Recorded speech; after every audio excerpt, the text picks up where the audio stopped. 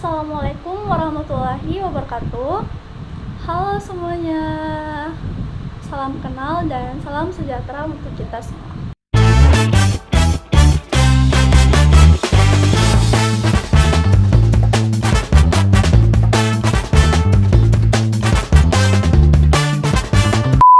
Perkenalkan, saya Deswita Nur Aidas dengan NIM 230901501053. Saya dari program studi akuntansi Fakultas Ekonomi dan Bisnis Universitas Negeri Makassar. Baik semuanya, pada video kita kali ini saya akan membahas mengenai kasus pelanggaran audit yang dilakukan oleh salah satu perusahaan yang ada di Indonesia, yaitu PT Wana Arta Life tahun 2023. Adapun tugas video ini dilakukan untuk menyelesaikan tugas akhir dari mata kuliah pengauditan 2. Baik semuanya, langsung saja kita masuk pada pembahasannya.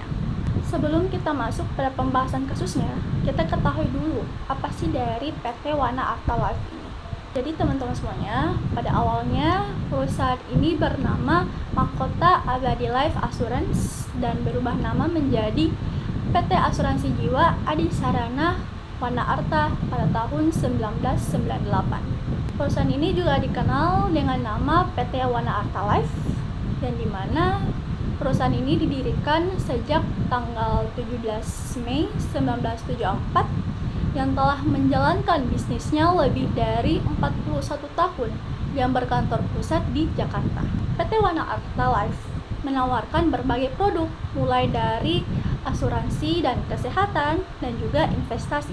Produk yang ditawarkan dalam bentuk asuransi jiwa tradisional sampai asuransi yang memiliki unsur investasi yang diharapkan dapat memenuhi kebutuhan unik dari masing-masing masyarakat di Indonesia, di mana setiap individu atau kelompok individu yang telah menjadi nasabah Wana Arta Life akan mendapatkan salinan polis dalam bentuk hard copy yang akan dikirimkan ke alamat nasabah tersebut dalam jangka waktu paling lama 14 hari kerja sejak polis tersebut dinyatakan aktif.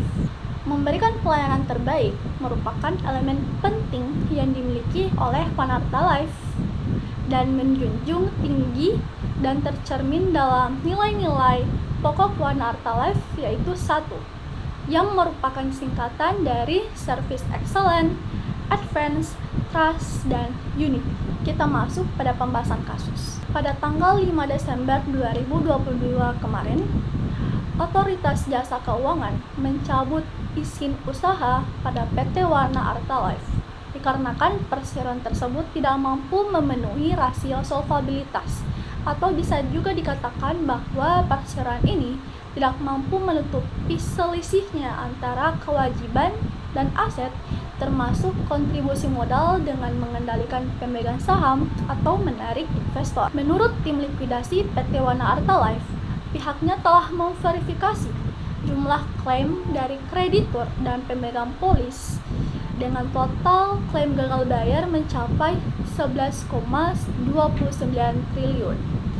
Kasus gagal bayar perusahaan tersebut sudah terjadi sejak lebih dari 4 tahun dengan jumlah kerugian yang ditaksir mencapai 15,9 triliun. Wow, fantastis.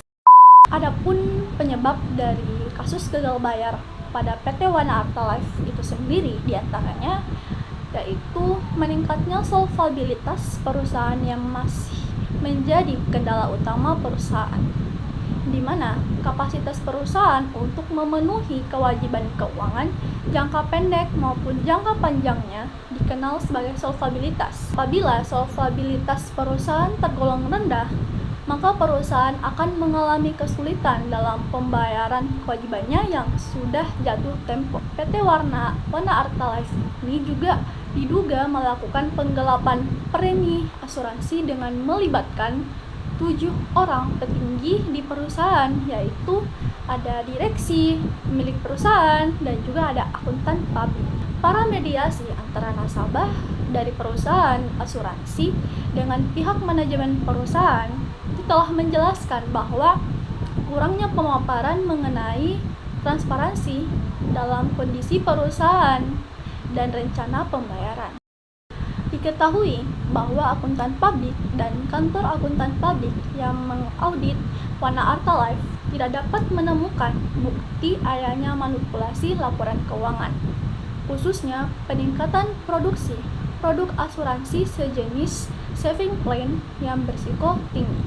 Pemegang saham, direksi, dan juga dewan komisaris perusahaan Wana Arta Life terlibat dalam kegiatan manipulasi yang menurut otoritas jasa keuangan itu membuat kondisi keuangan dan kesehatan perusahaan terlihat sesuai dengan standar, menjaga pemegang polis agar tetap berinvestasi tanpa mempertimbangkan risiko. Oleh karena itu, OJK memberikan sanksi berupa pembatalan tanda terdaftar untuk akuntan publik Nunu Nurdiaman, Yunli Hendrawan, dan juga kantor akuntan publik Kosasi, Nurdiaman Mulyadi Cahyo, dan rekan KNMT pada tanggal 24 Februari tahun 2023 melalui SK Dewan Komisioner nomor KEP datar 5-NB.1-2023 dan KEP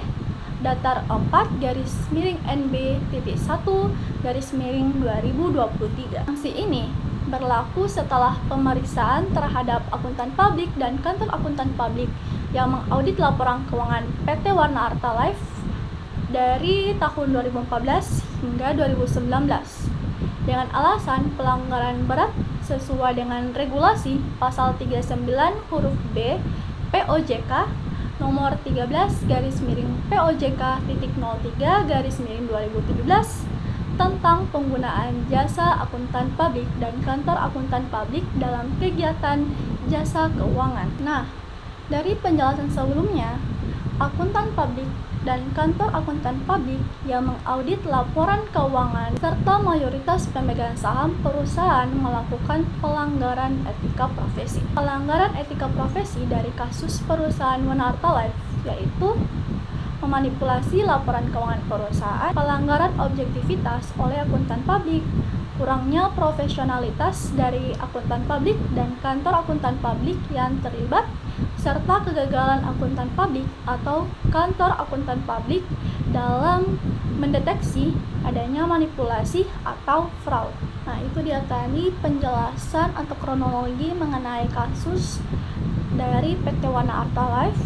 Setelah itu, kasus ini berakhir dengan OJK mencabut izin usaha pada PT Wana Arta Life.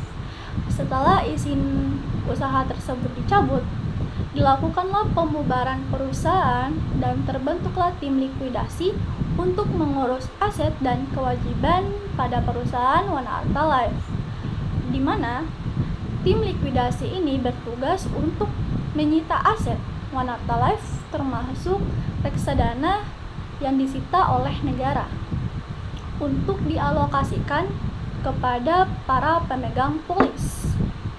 Pemegang polis, karyawan, dan juga kreditur diminta untuk menyampaikan tagihan agar tim likuidasi dapat memverifikasi sehingga menjadi dasar perhitungan untuk penyelesaian masalah kewajiban.